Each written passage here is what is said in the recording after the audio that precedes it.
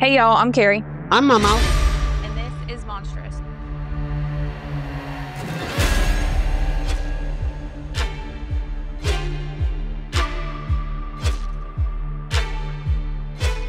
This episode contains topics and language that may not be suitable for all listeners, and topics that may be triggering to some.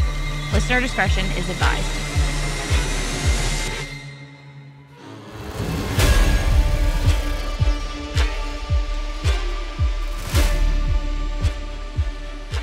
Okay, so this was our Halloween night episode. Okay, so we're a few days late. Yep. It was a little crazy. A little? Each of the boys had a school dance. We had Halloween night. I went all day with no sleep.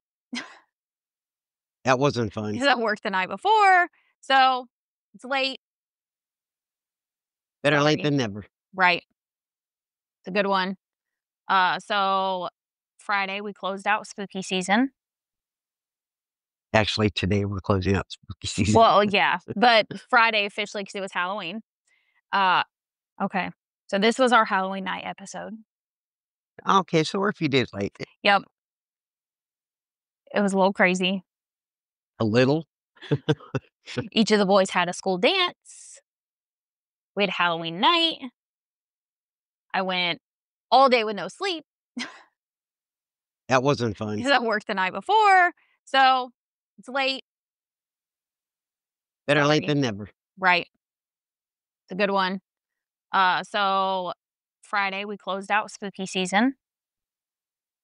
Actually, today we're closing out spooky season. Well, yeah, but Friday officially because it was Halloween. This would have been our final Friday episode. So starting next week, we go back to only one episode a week on Mondays. Yay.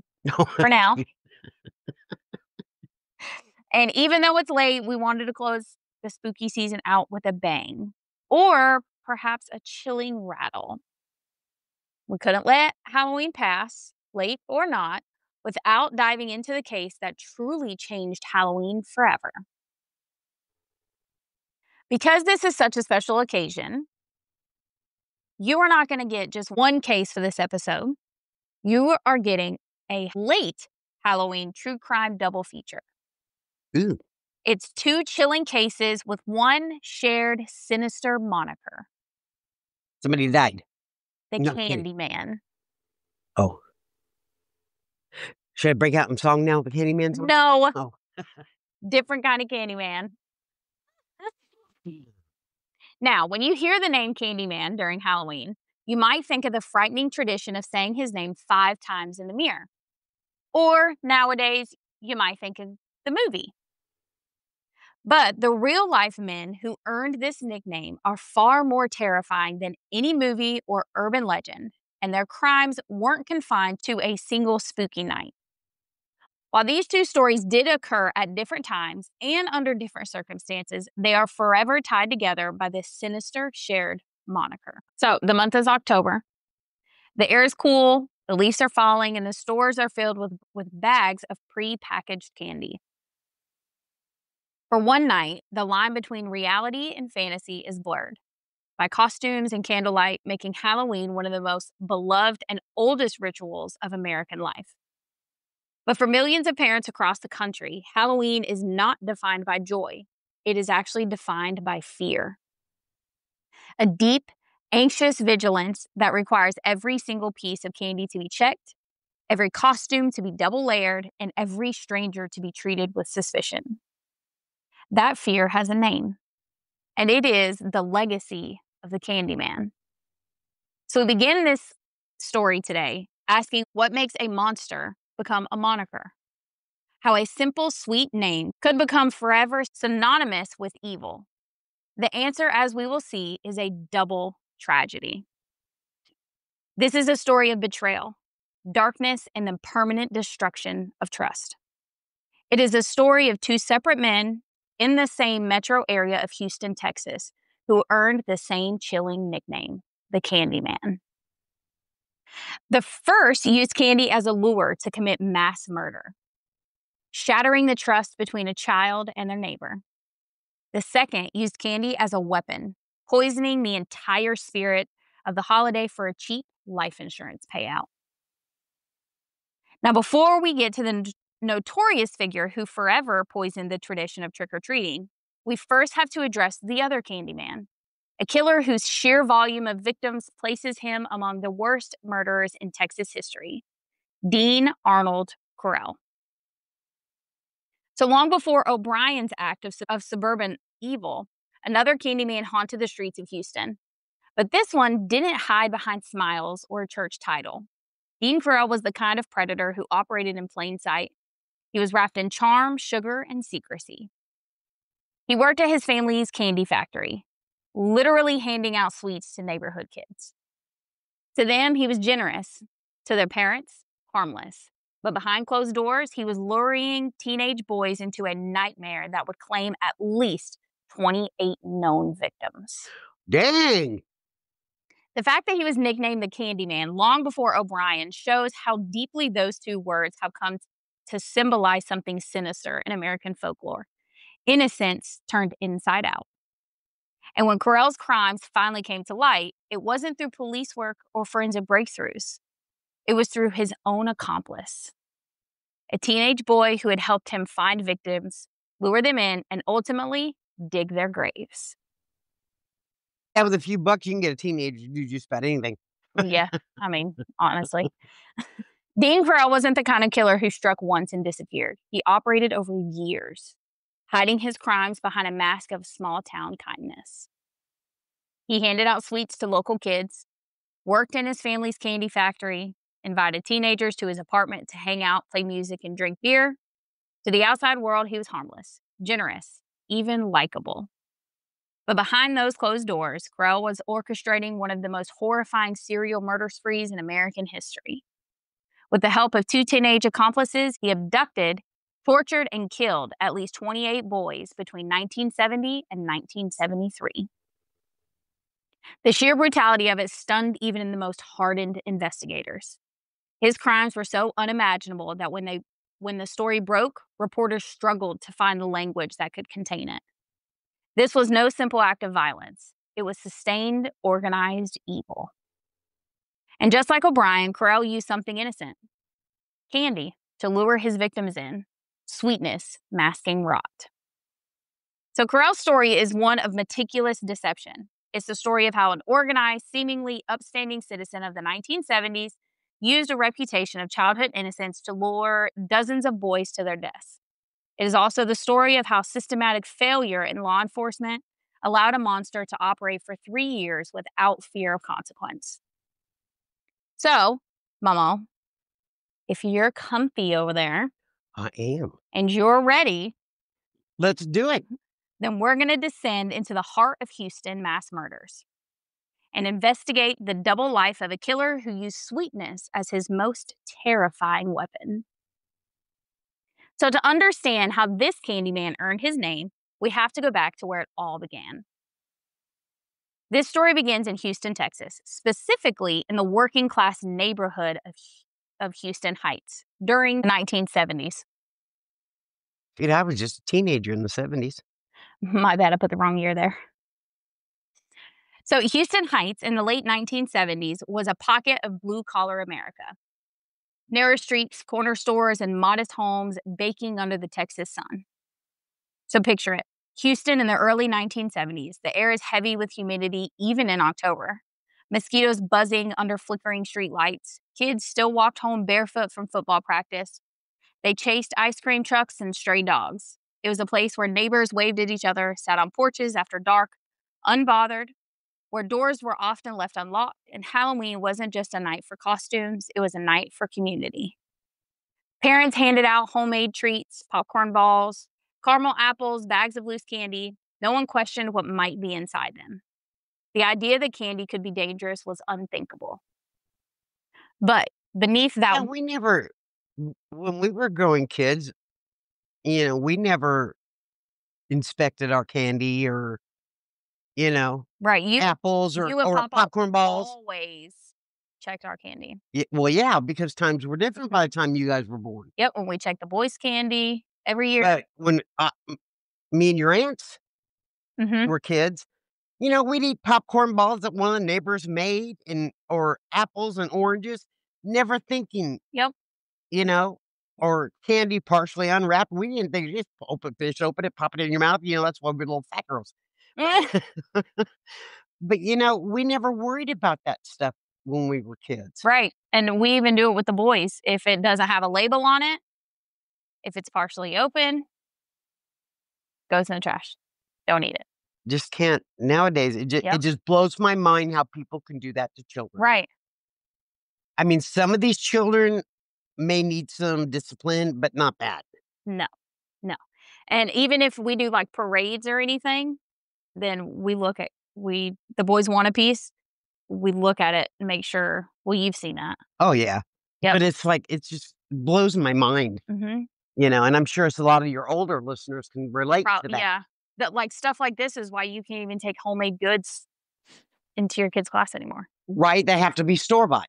But Uh-huh. what they don't stop to realize, store-bought can be messed with too. Well, yeah, but typically, so, like, the boys at school, if, say, I was to go get cupcakes, it's like the sticker still has to be intact. Oh, yeah. Yeah. It Same can't, way like, with it can't be unopened. the, Becky's kids. Mhm. Well, it would be Sarah now. She's the only one left in Right, elementary right. school. But, it's just It's just crazy to think it is about. crazy because I remember baking cookies for your guys's Yeah. Yeah, when I was class. in school, I you baked cookies cookies and and stuff like cupcakes that all the and time. send them to your school, Becky because used to make that. your mom and Jason were working. Mhm. So mama would do it because I had you guys after school anyway, Right. or Becky used to make that strawberry thing for my newspaper class every week. oh, the strawberry cream cheese pie. Uh-huh. Yep. It just, we just never. It's crazy. It is crazy. Of course, we were living in a small town Right. then I too, and see, everybody knew everybody. and this still happens today. It really does. I seen on Facebook this morning. I hadn't had a chance to tell you yet. And it's a few hours from here. But a parent found a sewing needle in one of their kids' Twix bars that they got Friday night. Jesus, Yep. I it had to makes look you. and see how far away it was and make And sure it I wasn't see, here. that makes me understand why Becky and their friend group just throw a Halloween party for the kids. Well, they don't even do door-to-door trick-or-treating there anymore. Huh, It's but they called trunk or treats now. but I understand it now Right. better because of all the craziness in the Right. world. Like, I get it, but it's also, like, it's kinda like a rite of passage through childhood. I get it, fully understand it, which is why we check the boys' candy. Well, trunk or treating is like trick or treating anyway, Yeah. but It's it's a just more more safer controlled, it's more right. safer control on And there back home, they don't do door-to-door trick-or-treating. I don't think they do it anywhere. It's all trunk or treats there. I think it is too. Well, down there so gets so crazy anyway. Right. So But, yeah, that's like, I get it because we check the boys' candy every year, Halloween, anytime we do parades, anything like that, that we didn't give and them the it's a candy. shame, and it's a shame. It really is. It just Yep. makes me think, God, I grew up when I did Right, it shouldn't be that way. because I got the experiences that these kids and even you. Yeah, because you guys didn't start checking my candy until I was older. Yeah, that's when it started getting crazy. Yep. It's just We heard about those kids being poisoned there it's in such one a of the bad big time. cities, Mhm. and it's like, nope, we're done. Yep. It's such a bad time. And And that's why we take the boys trick-or-treating every year because we both had that. you gotta have that experience. Right, it's such a I mean, different this could be your experience. last year with Logan Yeah.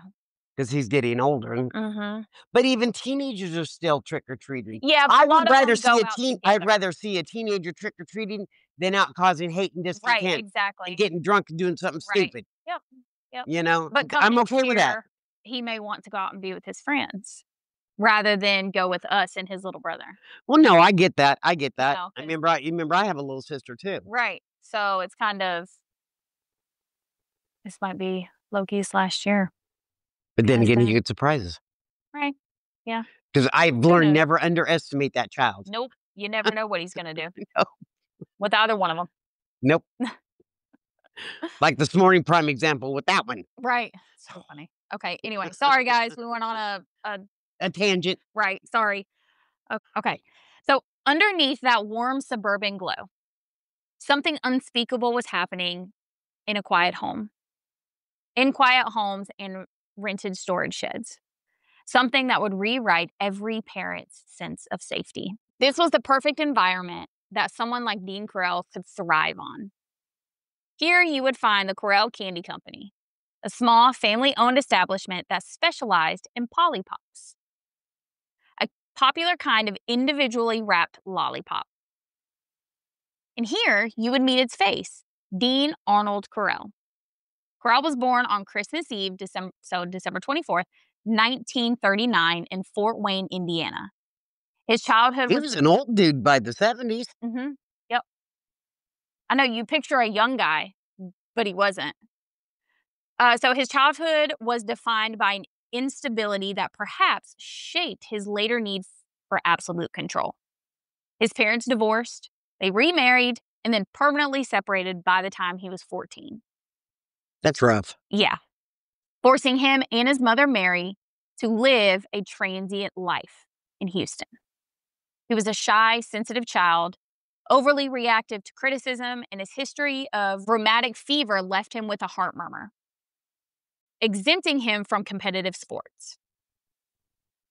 This combination of physical isolation and emotional fragility may have been the thing that contributed to the extreme sense of entitlement that he would later express through his violence. Neighbors later said that Dean was polite, almost painfully so. He mowed lawns, fixed wiring for free, waved to the mailman. No one around him saw a monster. He kept to himself, but was known for his precision. Every tool in his garage lined up like a soldier. When something broke, he didn't rest until it was fixed. Control, they said later, was his love language. That control seeped into everything. How he spoke, how he dressed, and eventually how he decided who lived and who didn't. Control would become his obsession, the antidote of a chaotic childhood. Every piece of his adult life, from his spotless apartment to his daily routines, was designed to reinforce that sense of order. But underneath that control was resentment toward authority, toward rejection, and toward the vulnerability of being powerless as a child. That resentment metastasized into something far darker, a belief that dominance equaled safety.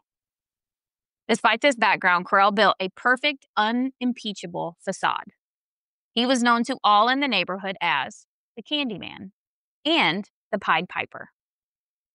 This nickname wasn't a joke. It was earned. Working at the family candy company, Correll would regularly hand out free sweets, sometimes even going into the community to distribute them. To local children and their parents, he was harmless, friendly, and trustworthy. The quintessential good neighbor, this reputation became his single most effective murder weapon. Correll's adult life, at least on the surface, was one of stability. He served in the Army from 1964 to 1965, during which time he reportedly had his first homosexual encounters. All before receiving a hardship discharge to return home. By the early 1970s, he was working as a dedicated electrician for the Houston Lighting and Power Company, which is also known as HLNP, even earning a promotion to become supervisor.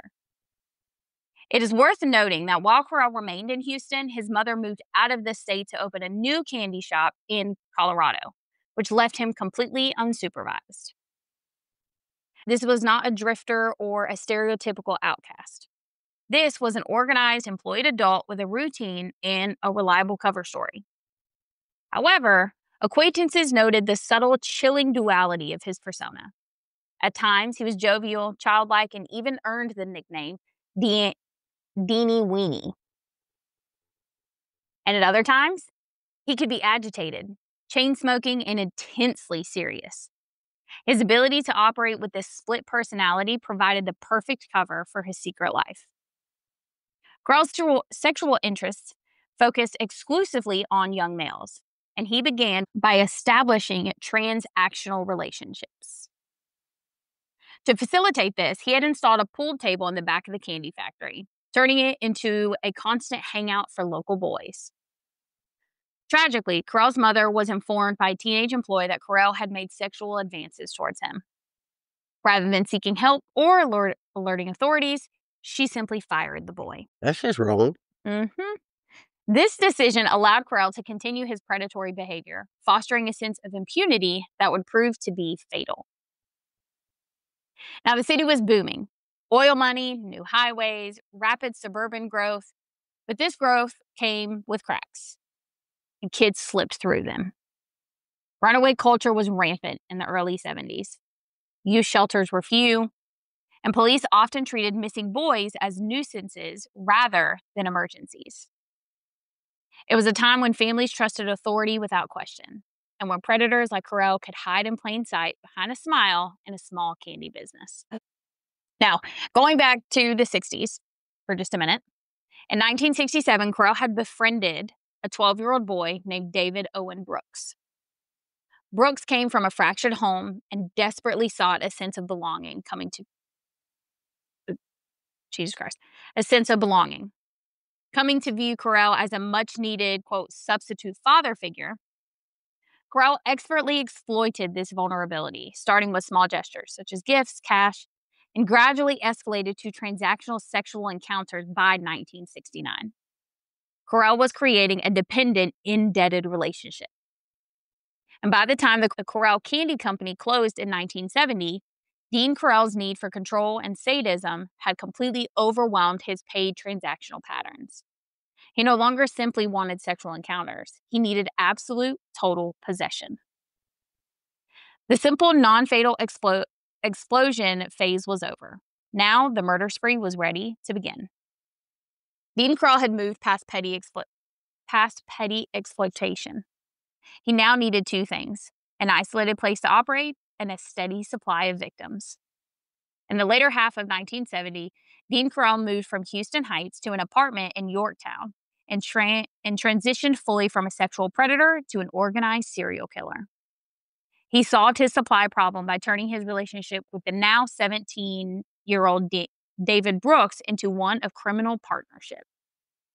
Now remember, they met when David was only 12. So for 5 years, he's been grooming him and preparing him to be his assistant, with the lack of a better term, shall I say. So Correll needed a constant stream of young males who wouldn't be missed, and needed a scout who knew the local boys of Houston Heights. So he offered Brooks a stunning financial incentive: $200 for every boy delivered. Back then, that's a lot of money for a teenage boy. In 1970, this was an astronomical amount, equivalent to over $1,600 today. Brooks, driven by the massive payments, accepted. The murder operation was officially underway. The first two known victims was James Glass and David Yates, both teens, vanished in late 1970 after being lured by Brooks. James was just 14, a soft-spoken kid who loved comic books and dreamed of becoming a mechanic. David was 15, outgoing, always cracking jokes in class. They told friends they were heading to the beach that day, but they never made it. To police, they were runaways. To their families, they were boys who never came home. Brooks confessed to assisting in the abduction and later burial of the victims, though he consistently maintained that he never participated in the actual killing itself. By 1971, the operation gained its second, more active, and far more deeply corrupted member, Elmer Wayne Henley Jr. Henley Jr., a 14-year-old high school dropout, was introduced to Correll by Brooks. Like Brooks, Henley came from a dysfunctional home. His father had been abusive and violent, and he admired Correll, the hardworking electrician. Correll systematically groomed Henley over 2 years, first paying him for petty crimes, then allowing him to drive Correll's beloved car, creating a sense of indebtedness and trust. To further coerce him, Correll convinced Henley he was running a massive, lucrative, quote, white slavery ring to sell teenage boys as, quote, houseboys to wealthy clients. This elaborate lie served as a psychological tool to normalize the act of luring and kidnapping. Correll then deployed a devastating psychological weapon against Henley, who had dreams of becoming a minister and read the Bible daily. Correll launched constant psychological attacks against Henley's faith to get him to shift his world. The ultimate psychological break came when Henley participated in his first assisted murder. This was of Mark Scott, who was 16. During the act, Henley later claimed he thought God would strike him dead. When he wasn't instantly punished, his entire moral compass failed. Correll used this moment of confusion to convince Henley he had crossed a permanent line of no return and was now doomed, forcing him into active compliance. Henley's participation soon escalated to both luring and actively participating in the torture and murder of their victims. The psychological contrast between the two accomplices was stark. David Brooks, who received the higher cash payment and was Correll's first recruit, became outwardly possessive and almost robotically cooperative during his time with Correll. He was described by investigators as emotionless during questioning, as if his conscience had been entirely hollowed out. While Elmer Wayne Henley Jr., however, operated from a place of frantic, coerced obedience, often visibly distraught after a murder, but terrified of Correll's wrath. This dual approach to coercion, cold financial bribery, and crushing psychological dominance ensured Correll always had a steady, if broken, supply chain. So no matter what, he always had someone bringing victims to him. Yeah, he did. If one bowed out, he had the other one. Yeah. Meanwhile, as the death toll continued to climb quietly, Correll's operation was protected by massive systematic failure. Because remember, he has 28 known victims, but this would be an extremely long episode if we went through every single one of those. Yeah, it would. I would love to, but unfortunately, we just can't. Because that's a lot. So anyone who wants to know their names, you can find those. In 1972, the term runaway became a convenient label that let cases quietly close. Most of Correll's victims came from lower-income families, parents who worked long hours, who couldn't afford to post missing person notices or pressure investigators. Police often assumed that troubled boys from these neighborhoods simply fled from home or joined the hippie scene. The hippies got blamed for everything. I know. The result was catastrophic. The disappearance of nearly 30 boys didn't trigger an investigation. It triggered apathy. Parents filed missing person reports for their sons, but the Houston Police Department consistently logged them as runaways or delinquents, particularly if they came from the working-class Houston Heights neighborhood. These boys, tragically labeled as disposable, were never properly investigated, which allowed Correll's operation to continue without fear of detection. And in that silence, in that failure, a monster found room to grow. Correll's crimes were acts of sexual sadism, possession, and absolute control.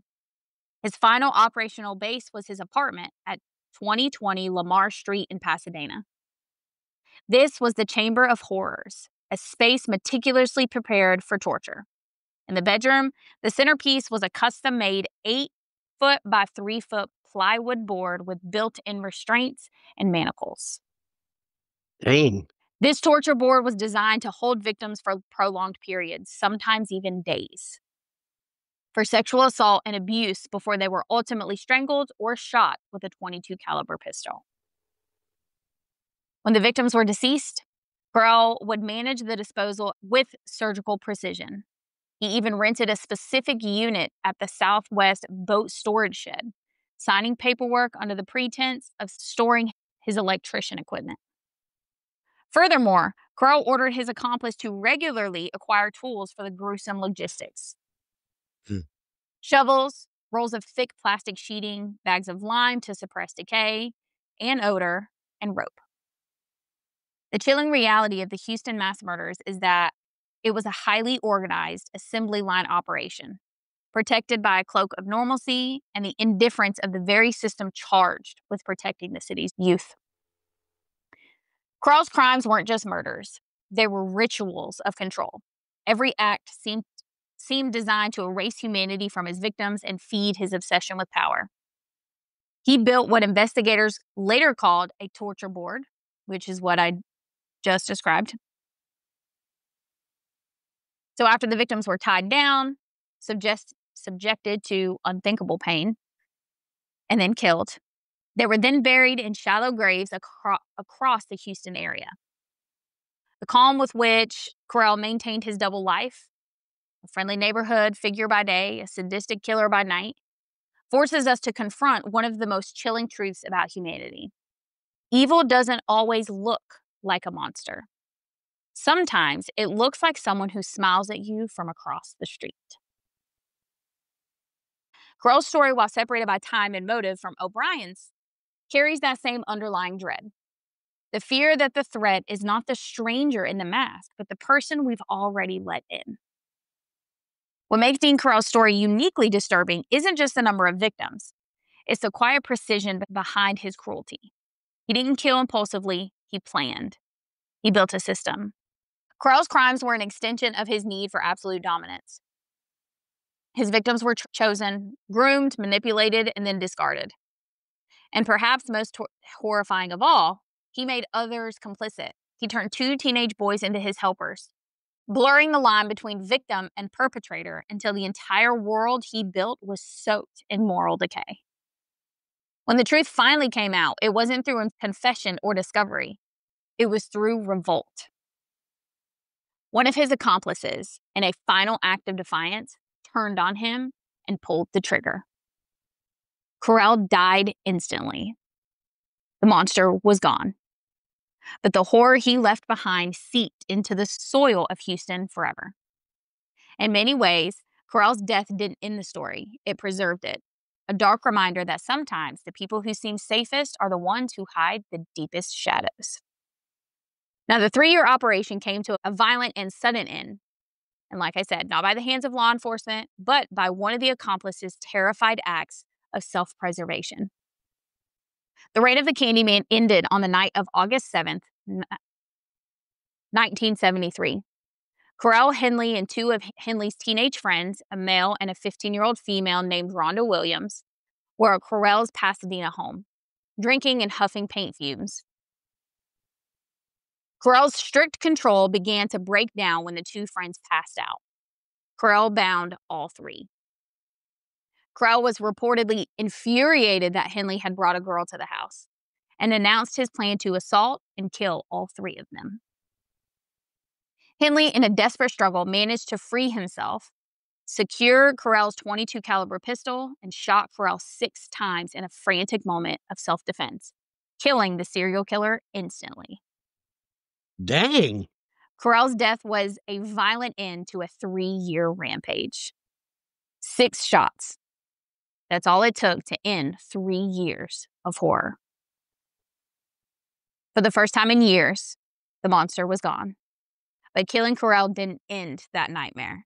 It only opened the door to what lay beneath Houston's surface.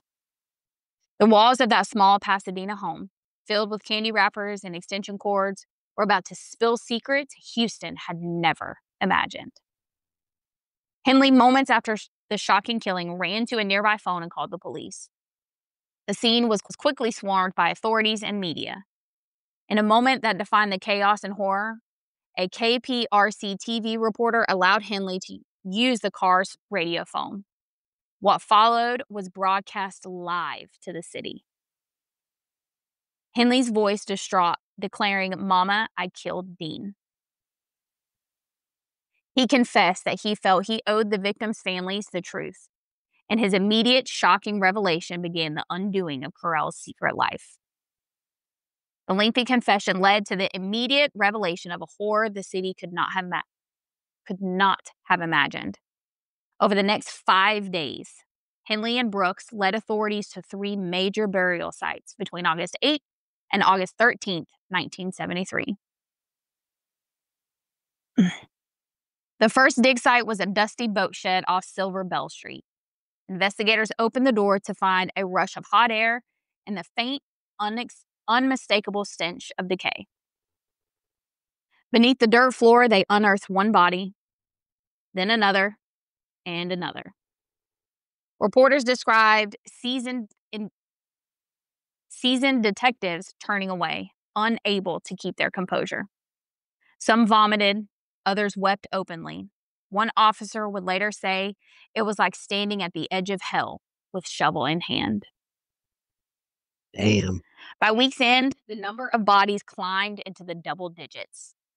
The city watched in disbelief as television screens showed rows of evidence bags and chalk markers scattered across what looked like an ordinary shed.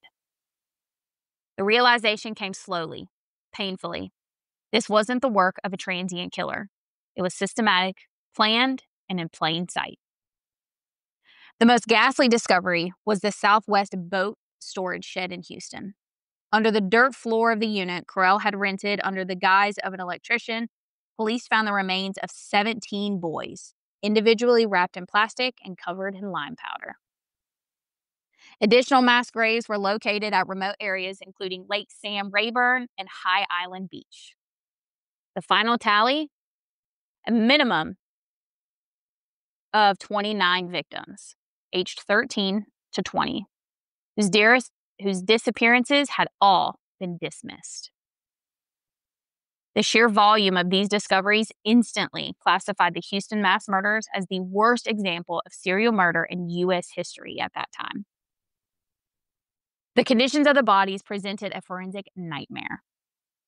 Due to the rapid decomposition in the Texas heat and Correll's use of lime, many remains were beyond standard identification methods like fingerprinting or dental records.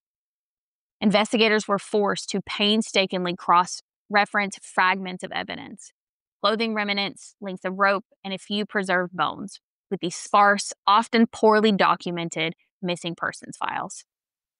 It was an investigation based on piecing together ignored clues, a haunting effort to name the dead years after they had been murdered. The case attracted massive national attention, further exposing the horrifying police failure. The media descended on Houston, dubbing it the mass murder capital of the world, a title that compounded the city's shame. The terror was immediate.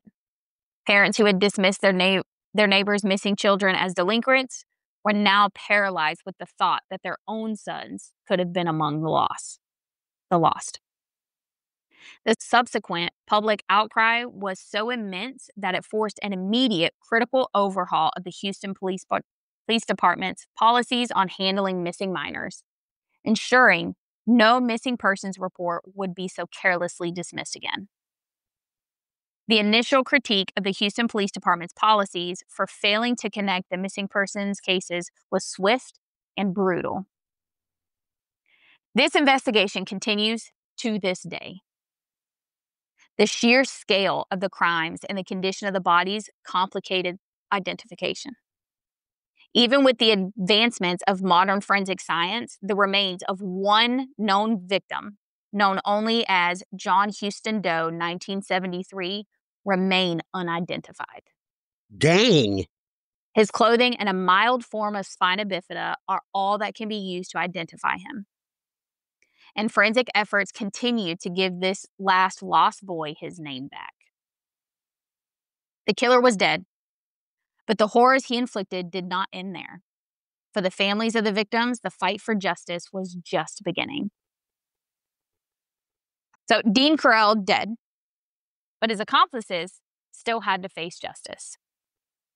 Both David Brooks and Elmer Wayne Henley Jr. were convicted. Brooks received a life sentence for one count of murder and died in prison in 2020. Henley was convicted of 6 murders and is currently serving 6 consecutive life sentences. Due to Texas sentencing laws at the time, both of these men became eligible for parole after a relatively short period. This created a cycle of unending trauma for the victims' families. James and Elaine Dramala, the parents of 13-year-old Santon Dramala, who was Correll's last known victim, have had to fight a decades-long battle against every single parole review. including over 25 attempts by Henley to seek release. For the Dramalas and other families, the pursuit of justice has become a reoccurring, agonizing ritual that ensures the pain of the Candyman is never truly put to rest. The collective impact was devastating. The revelation of this organized industrial-scale murder operation carried out by a respectable electrician and his teenage accomplices sent a paralyzing shockwave through Houston. The city's fundamental trust in its neighbors and institutions was irreparably broken. Before Dean Correll, candy was a symbol of childhood. Sweet, simple, harmless. After Dean Correll, the word itself became tainted. Parents no longer saw candy as a treat, but instead as a lure. Halloween, a night built on trust between neighbors, now carried an edge of fear. And while Correll may have died in 1973, his legacy of dread didn't die with him. It lingered in every parent's warning, every flashlight lit trick or treat, every nervous glance at a stranger's smile. And as Houston mourned its lost sons, the funerals stretched for weeks. Tiny caskets, rows of grieving parents, and unanswered questions. The city changed after this. Parents locked doors that had never been locked before. Houston's easy southern charm dimmed a little, replaced by something harder: suspicion, fear, and vigilance. And as the nation read the headlines, one question lingered. How many other monsters like Dean Correll were hiding behind ordinary smiles? And what the country didn't yet know was that another Candyman was preparing to strike. One whose weapon wasn't a lure, but the candy itself. And that was wild. First case for this episode. That was wild. Mm-hmm. Who knew that was going on when I was a kid? You didn't expect all that, did you? No, because we lived in California at the time. So, Right. you know, Isn't that crazy? that is crazy. So every generation has that one urban legend that seeps into the collective consciousness. A story whispered on playgrounds, repeated by cautious parents, and amplified by the nightly news until it feels like truth. In the 1970s and 80s, that legend was the Halloween sadist. Razor blades and apples, pins in candy bars, poisoned sweets slipped into plastic pumpkins under the cover of night. The fear was electric, spreading like static from one household to the next. Police departments began scanning candy with x-rays. Churches hosted safe trunk-or-treat events long before the term existed. Parents hovered behind their kids like Secret Service agents on suburban sidewalks. But underneath the panic was something deeper, the sense that innocence itself had been compromised. Halloween, once a night for mischief and imagination, had become a night of suspicion. People began to believe the danger wasn't in the darkness beyond their porch light. It was right there in the candy bowl. So for this one, we're going to stay in Houston, Texas, but we're going to move forward by just a year to Halloween night, 1974. The city was still trying to scrub the darkness left by Dean Correll. The fear of the Pied Piper was still fresh in every parent's mind. They were vigilant against strangers. They were wary of men offering rides. They looked for the lure. But the next Candyman understood that the biggest weakness in a time of widespread fear is trust. He knew that if the parents were looking outside, they wouldn't be looking inside. So our first Candyman used candy as a cover for his crimes. Our second, though, would use candy as a weapon itself, unleashing a form of fear that was far more intimate, far more pervasive, and which would destroy the innocent ritual of trick-or-treating for generations. This is the story of Ronald Clark O'Brien, the candy killer, or the man who killed Halloween, and the crime that forever taught America to fear the treat. So Halloween has always carried a certain thrill with it, a night when the world blurs just enough to let in a little danger. But in the late 1900s, that thrill turned into genuine fear. Across neighborhoods in the U.S., the whisper spread. Someone was putting razor blades in apples, pins in chocolate bars, and poison in candy. It didn't matter that there wasn't enough evidence. The idea alone was enough to take root. Local news reports began warning parents. Police departments rolled out public service announcements urging everyone to check their candy. Some hospitals even started offering free x-rays for trick-or-treaters' halls. By the time Ronald Clark O'Brien's crime came to light, the fear had already metastasized, but his act gave it flesh and blood. What had been rumor became proof. He turned a decades-old whisper into something tangible. The monster everyone had been warned about was real, and he looked like a father walking his kids door to door. Halloween would never again be a night of harmless mischief. From then on, it carried a shadow, one that would linger in every living room and candy bucket for generations to come.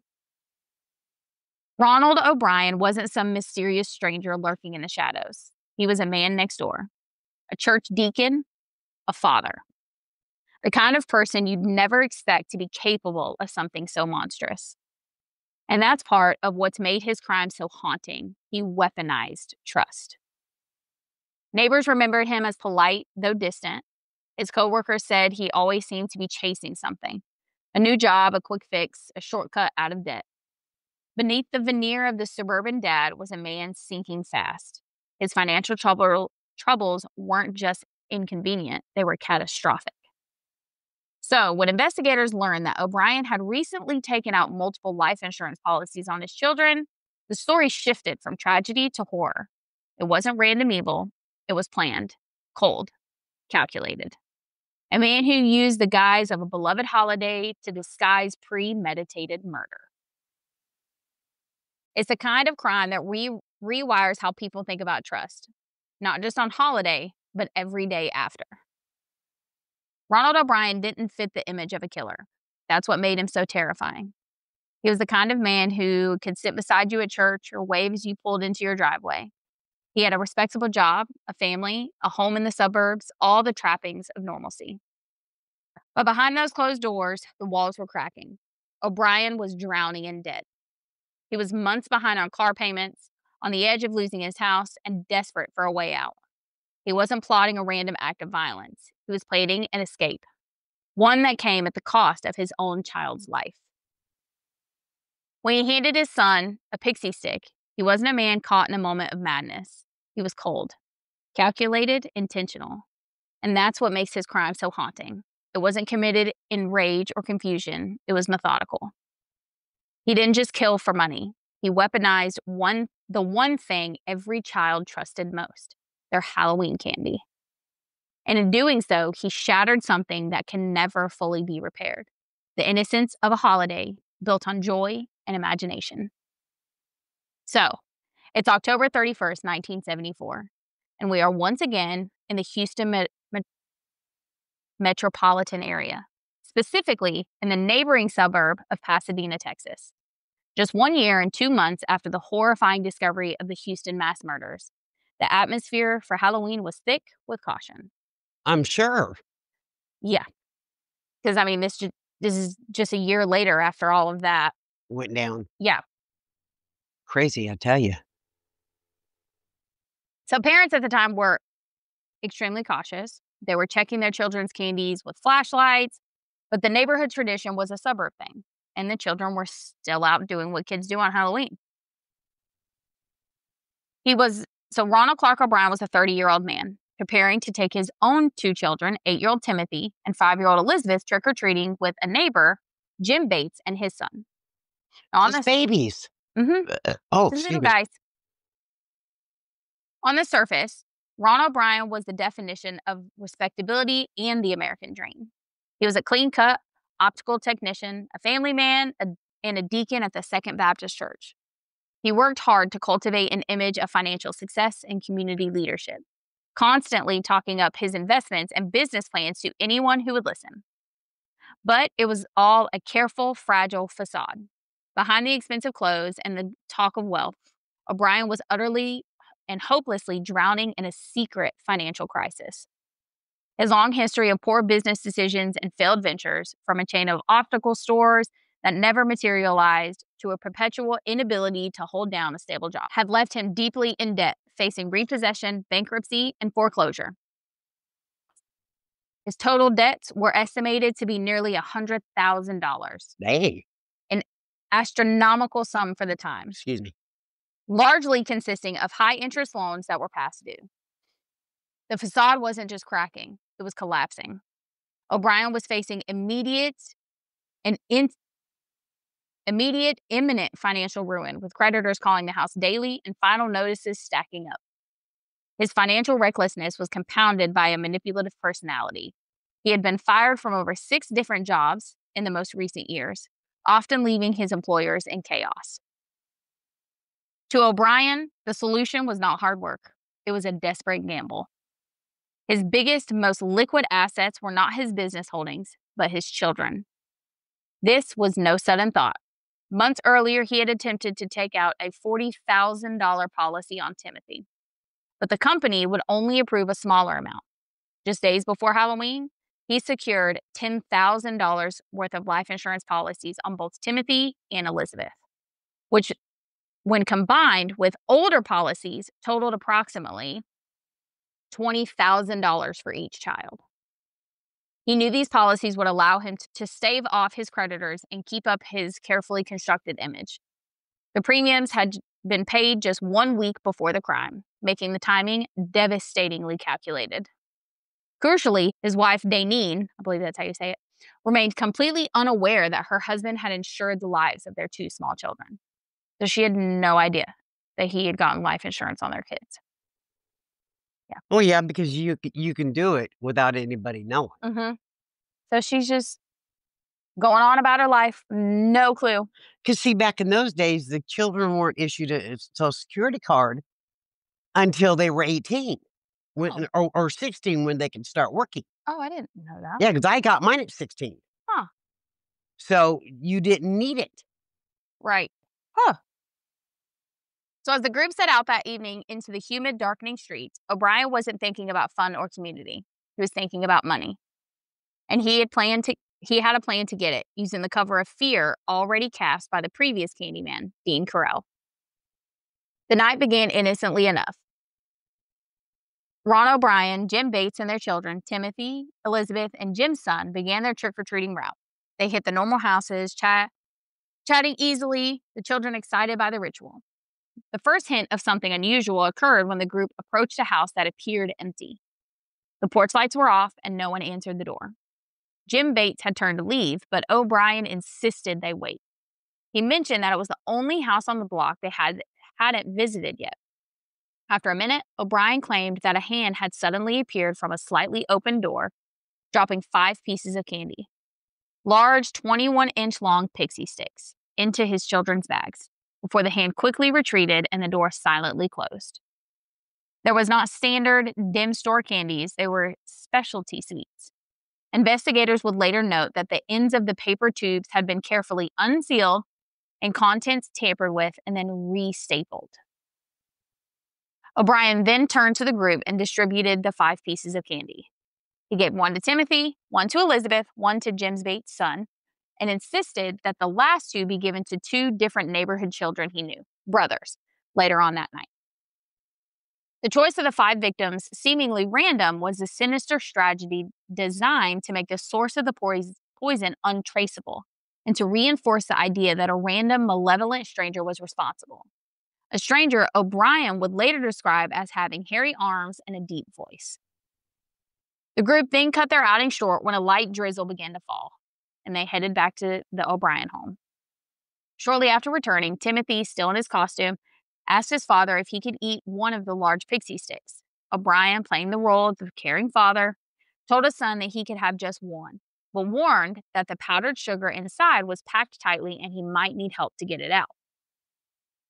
O'Brien stood by as Timothy struggled to open the sealed paper tube.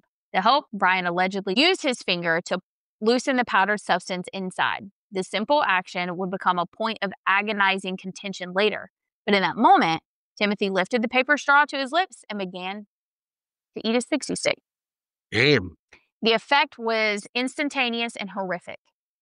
Timothy, who had taken 2 large swallows of the candy, immediately complained that it tasted bitter. It had a strange and burning metallic flavor. He quickly ran to the sink, drinking water, trying to wash his mouth out. Within minutes, he began to vomit violently. He convulsed and hyperventilated. His mother rushed him to the bathroom. O'Brien, the smooth, calculated deacon, was suddenly a frantic father. He helped his wife, rushed Timothy to the car, and drove to the hospital, which wasn't far. By the time they reached the emergency room at the Bay Shore Medical Center, Timothy O'Brien was barely breathing. He had been poisoned with cyanide. Oh my God. The cyanide was attacking his system on a cellular level, preventing his cells from getting oxygen and distributing it throughout his body. So he was desperately struggling for air. He suffered from a massive seizure right there in the hospital corridor. Doctors attempted desperately to stabilize the 8-year-old using a crash cart and every known medical intervention, but nothing worked. The substance was too potent and had acted too quickly. Timothy O'Brien was pronounced dead just 14 minutes after arriving at the hospital and less than an hour after consuming the candy. The immediate assumption was that Timothy had suffered a severe anaphylactic shock or a terrible natural illness. But the doctors noted the strange, potent odor emanating from the child's mouth, a sharp, bitter, almond-like smell. It was the distinct odor of potassium cyanide. That poor baby. Which not everyone can smell the almond from No. cyanide. It's a genetic trait. Oh. That causes you to be able to smell it. Yeah, only 1 out of every 10 people can smell it. Isn't that crazy? That's just, I just can't get over him doing that to a baby. Yeah, and it's his own son. Yeah. Yeah. And it's a bitter almond smell rather than smelling sweet. Yeah. So, back to this. A chemical analysis of the fatal pixie stick later revealed that it contained 645 milligrams of potassium cyanide, which is enough to kill 3 separate adults. The amount was so large that investigators believe the poison must have been intentionally poured into the tube in an industrial dose. So even as Timothy lay dying in the emergency room, Ron O'Brien was already working to cover his tracks. He quickly telephoned the Bates family, urging his neighbor Jim to check his son's candy for the same kind of large pixie stick. He also called the parents of the 2 other brothers he had instructed his neighbors to give the candy to, warning them to destroy the treats immediately. These frantic, targeted calls, made before any official cause of death had been determined, immediately raised the suspicion of hospital staff and eventually the police. The horrifying truth was that O'Brien's plan had nearly succeeded 4 more times. Jim Bates, the neighbor, immediately located the pixie stick and noticed the unusual color of the powder inside and prevented his son from eating it. The father of the 2 brothers that O'Brien had targeted as well was about to give those to his sons as a reward when the call came in. He quickly drove to the police station and handed over the candy. These immediate actions saved the lives of those 4 children. The first Candyman had used a lure to betray a community's trust. Our second one here had just used a treat to murder his own son. That kills me. Yeah. On November 5th, 1974, just 5 days after Halloween night, Ronald Clark O'Brien was arrested for the murder of his 8-year-old son, Timothy. The panic that O'Brien had manufactured was immediate and overwhelming. When the initial reports of the poisoned candy came in, police, already sensitive after the Correll fiasco, sent uniformed officers to patrol every street, and the Texas state governor was briefed on the massive scare. The Houston area police chief called the search for the phantom candy giver the most urgent case of his career, demonstrating how effectively Bryan had leveraged the city's pre-existing trauma to cover his tracks. Now, the trial of Ronald Clark O'Brien, which began in May of 1975, became a massive media sensation. Oh, I'm sure it did. The public, still reeling from the Correll murders just a year earlier, was captivated by the sheer betrayal inherent in this domestic crime. The prosecution meticulously presented the case, the massive secret debt, O'Brien's volatile job history and manipulative character, and the calculated purchase, which was the smoking gun of evidence that argued that Brian had planned to commit a perfect murder, sacrificing his own son in a complex scheme that was only foiled by the vigilance of his neighbors. Damn, that was 50 years ago. Mm-hmm. The Defiance, meanwhile, relied solely on O'Brien's testimony, maintaining the original fabricated story of the phantom candy giver. The most devastating moment for the defense came from the emotional testimony of O'Brien's wife. She was forced to reveal her husband's mounting failures and financial desperation, publicly shattering the image he had so desperately tried to maintain. See, back in those days, a wife could testify against her husband. Mm-hmm. See, and they still can now, but they can't force you. Right. Marital hearsay, I think is what it's called. Yeah, there has to be like proof to back it up, basically, and they can't force you. The only time they can is if you're an accomplice. Even then, that's kind of iffy. Yeah, they still have to have a lot of, and they have to request it from a judge. Judge has to sign off, all that. So Brian was visibly unemotional throughout the entire proceedings, often appearing detached and even bored, earning him the immediate public and media nickname, the man who killed Halloween. The jury tasked with deciding the fate of a man who murdered his own child for money deliberated for a remarkably short 90 minutes before returning a verdict of guilty on 1 count of capital murder and 4 counts of attempted murder. The swiftness of the verdict reflected the overwhelming circumstantial evidence against him. When the sentence of death was announced, a wave of applause and cheers erupted in the crowded courtroom. A rare and emotional breach of courtroom decorum that spoke to the depth of the community's outrage. So, Ronald Clark O'Brien was sentenced to death. Good. Right. A final layer of poetic justice that was delivered when the insurance companies, alerted to the nature of the claim, refused to pay O'Brien the money, efficiently nullifying his entire motive just as the courts were condemning him. He spent the next decade attempting to appeal his sentence. Throughout his years on death row, every single court, from the state level to the federal appeals, upheld his conviction, dismissing his claims of innocence as self-serving and contrary to the overwhelming evidence. His last public display was one of final, bitter arrogance. On March 31st, 1984, at the Texas State Penitentiary in Huntsville, Ronald Clark O'Brien was executed by lethal injection. As the execution was carried out, gave him the damn cyanide. I'm sorry. I don't mean to laugh. It was the I look can on deal your with a face. lot of things, but a parent murders their own child. I That's just can't wrap my head around it. I can't either. I feel like it's a good thing that our heads can't go there, but it's like, I would like to understand. I don't want to understand. I don't want to know that mindset. I want, like, it's more of like what would drive you as a parent to do that is what I want to understand. As a mother, how I don't know how many times over the years I've threatened to kill my children or my grandchildren. You know what I'm saying? awful. But I would never go through it. Right. Because you guys mean regardless how nuts you drive me. And I'm talking from your mom and your aunt and your siblings and your cousins and all of the above. I'll drive you crazy. I'm perfect. What are you talking about? When you were a kid, you drove me nuts, so you'd be quiet. I did not. I was a good kid. I didn't say you weren't a good kid. I didn't do nothing. But you understand what I'm saying. Yeah. I would die if something was to happen. Well, every kid drives their parent crazy. And grandparents. Right. It's just, it's nature. Right. Exactly. But, I mean, you can watch animal shows. But that baby was innocent. Right. You can watch animal shows, and even animals get annoyed with their kids. Like, it just. Especially monkey swap. Right. I watched Daxton. No, it was Logan. Because, he's all into animal videos. He was watching something on Netflix, and there was a gorilla, and her baby was in a zoo or like an enclosure thing.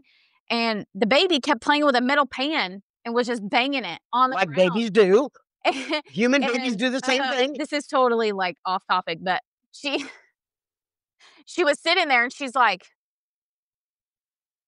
looking at him like, stop. And she's like, puts her hand up to her head and is like this, and then moves her fingers over to her eyes like this, and then she finally reaches up and she just smacks him, and then he just runs off, and then she lays back and like is trying to take a nap.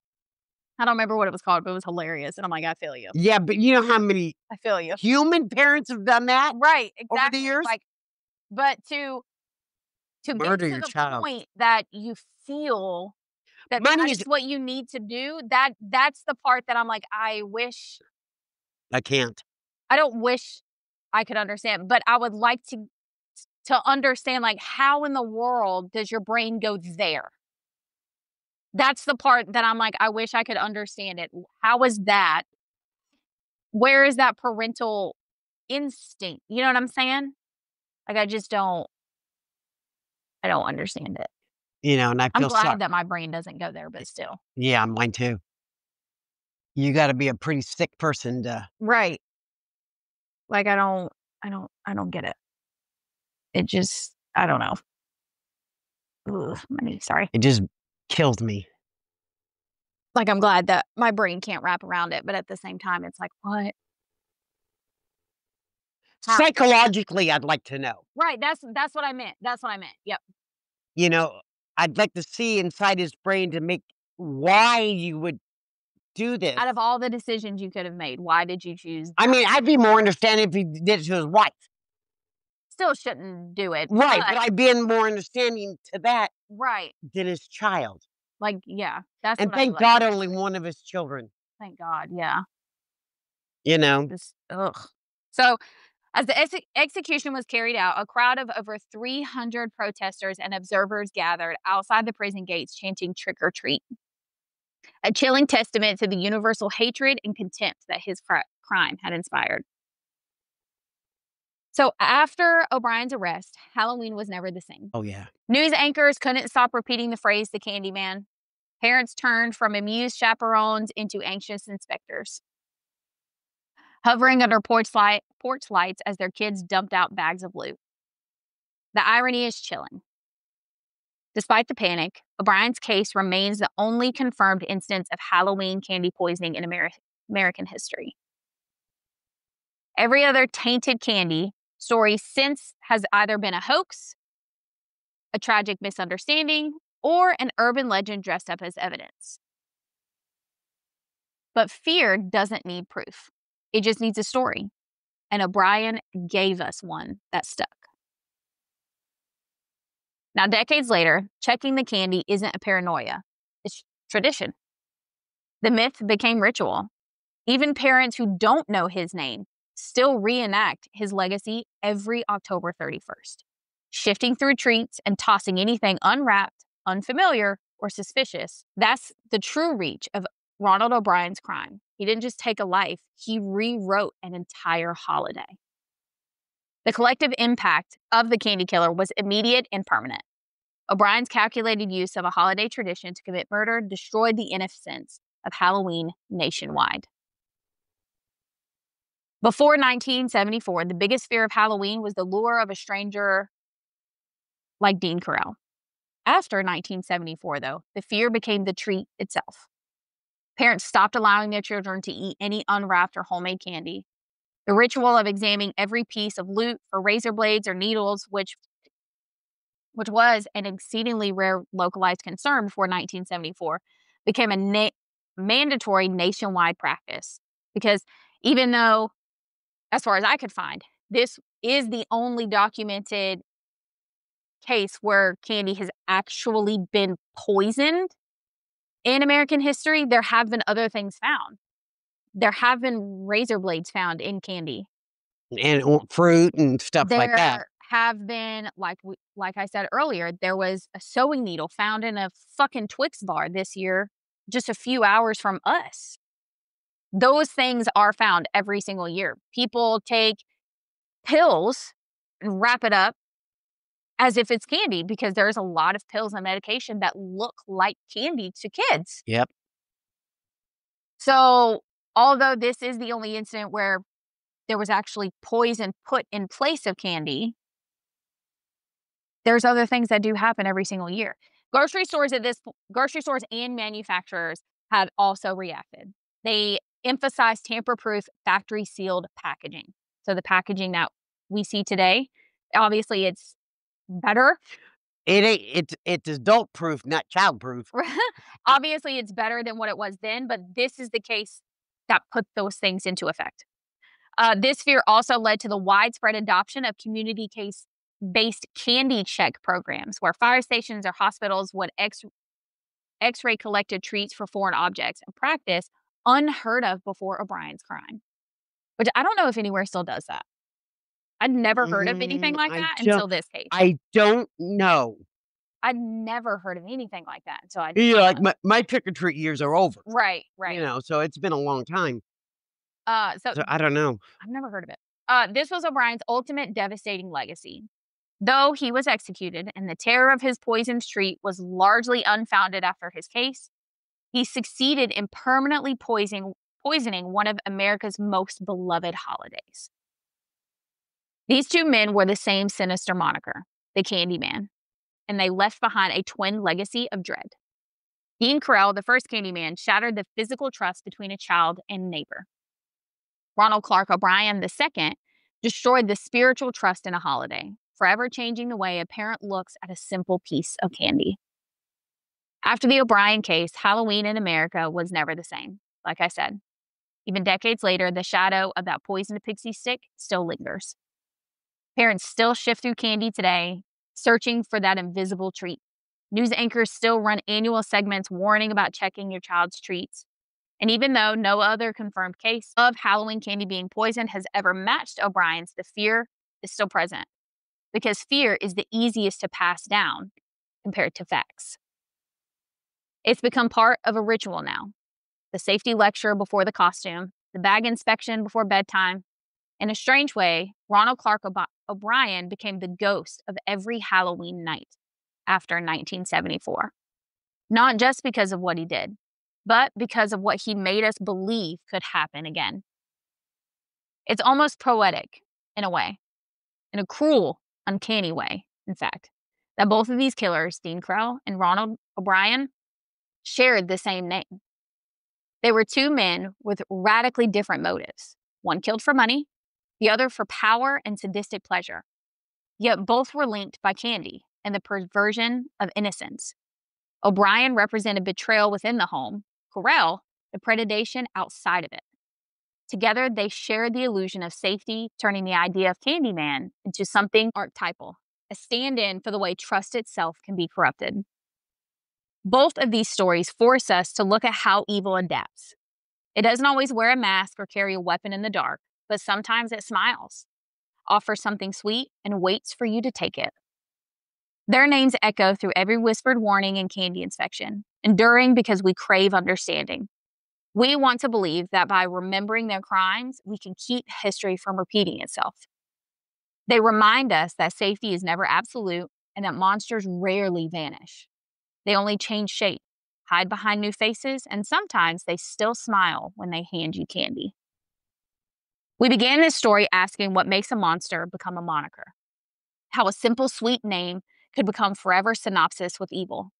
The answer, as we have seen, is a double tragedy. The history of the Candyman is the story of two men who weaponized the most innocent thing. First, Dean Correll. He used allure to commit atrocities on a scale Houston had never conceived of. I can't conceive it. Right. He shattered the physical security of a generation, teaching children to fear the invitation from a stranger or worse, from the boy next door. Then, Ronald Clark O'Brien used a treat filled with pure potassium cyanide to commit an act of cold, calculated domestic terror for money. He shattered the spiritual security of a nation, teaching parents to fear the contents of their children's Halloween bags. Together, they left behind that permanent twin legacy of dread. Correll forced America to look outward in fear. O'Brien forced America to look inward for that same fear, realizing that malice can wear the mask of fatherhood. The boogeyman, the phantom, the monster under the bed, they are all stuff of fiction. But the fear of the Candyman is real. It is woven into the DNA of the modern American Halloween. The collective result of their actions is that moment, that universal shared ritual where a parent takes a child's freshly collected Halloween haul and spreads it across the table and methodically checks every piece for razor blades, for holds, for no label. That moment of necessary suspicion is the true lasting monument of the two men who wore that moniker, the Candyman, forever replacing simple joy with an abating caution. Every October, we drape our homes in cobwebs and skeletons, trying to make fear something fun. We carve faces into pumpkins, hang ghosts from porches, and tell ourselves the monsters are pretend, that the darkness can be contained with decorations and laughter. But the real horror stories, the ones that linger long after the jack-o'-lantern burn out, aren't about ghosts or ghouls. They are about people like Ronald Clark O'Brien and Dean Correll, two Candymen, separated by a year, who turned sweetness into something sinister. I scrolled up by accident. Their names echo through every whispered warning, every candy inspection, every nervous glance a parent gives their child's trick-or-treat haul. They turned Halloween into something complicated, a mix of thrill and threat, celebration and suspicion. Stories like theirs remind us that real horror doesn't hide under the bed or behind that mask. It hides in the most familiar places, in the neighbor's smile, and the promise of something harmless, and the trust that we give too easily. And maybe that's why we continue to tell these stories, because deep down, we don't just crave the scare, we crave the understanding. We want to believe that by naming the monster, by speaking its story out loud, we can keep it from coming back. So, as the candles flicker out, streets go quiet, you have to remember this. Monsters rarely vanish. They simply change shape. They hide behind new faces, and sometimes they still smile when they hand you the candy. And so, the legacy lives on. Whether you hear the name Candyman in a whisper of a dark movie screen, in a dark, quiet bathroom, or read it on the cold pages of a Texas homicide report, you are summoning a ghost of betrayal. Because of them, the simple, joyous custom of trick-or-treating became a calculation of risk. And the phrase spoken every October 31st took on a sinister, sporadic meaning: trick or treat. The choice they proved could sometimes be a matter of life or death. And with that, we close out our book on the twin tragedies of the Candyman and the official conclusion of our spooky season run. Them are some sick puppies. Yep. Originally, I was only going to do Ronald Clark O'Brien, but then I found the first one. And you can't do one without the other, in my opinion. Yeah, because the first one's kind of sets the other one. Right. It kind of sets the scene for the fear that was already there. Right. Yeah. And it's Halloween, so let's close it out on a double episode. Now we can concentrate on Christmas. Yep. Oh, Thanksgiving, then Christmas. Yeah, I've got a couple for Thanksgiving. I have one for Thanksgiving, sorry. The other ones are just kind of happened about this time of year, you know. Yep, we've got some good ones coming up for Fall season. Fall and Christmas. Close out the year. Well, hopefully Mandy will be back by then. Hopefully, we'll see. Got so much going on up there. It's ridiculous. I know. But yep, that's it for this one. That was worth my heart. Yeah. I know it always seems like I'm just like nonchalant about any of it. Whereas you and Mandy are always like, what the fuck? You know?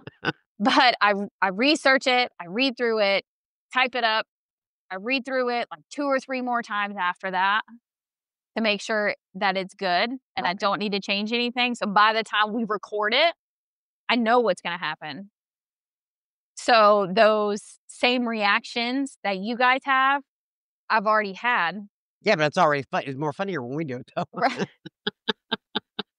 I've already had them. Yeah. So because I know what's coming. It don't bother you as bad. Right. Like it does, but I'm able to, because I know it's coming. So I know it always seems like I'm cold. You know, being a mother and a grandmother and a great grandmother. Right. Hearing these stories of the boys and then the father Yep. killing that little boy. That just breaks my heart. Mhm. You know, I'd have never even thunk Right. of doing that. Yep. Not in a million years. This one is one of the ones that I've had that it took me a little bit longer to write than the other ones. With being a mother. Right, because it's a lot. And that's where I found when I started watching the Call the Midwife show, was because I'm like, "I need a break." I need a palate cleanser. Right, exactly. I need something that is not this, because this is a lot. Yeah. And so I started watching that, and so that's what I've been doing. I'll work on a case, and then I'll watch a few episodes of that to just decompress from it all. Because Right. it's all, especially these ones like this. Now, I have had a couple episodes where it's taken me a minute to get through reading it because So horrific. it's been a lot. Yeah. It's been a lot that I've had to get through. Um, and so that's why I know I sound unemotional about it, cold and callous, and I don't mean to be. Oh, and I know you're not. Right. I don't mean to be, which that's why I'm telling it. I don't mean to be at all. I've went through it so many different times. I know what's coming.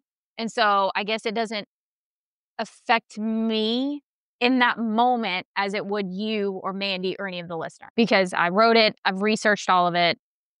And that's the hardest part, is reading it and figuring out, okay, how am I going to write this and present it so that way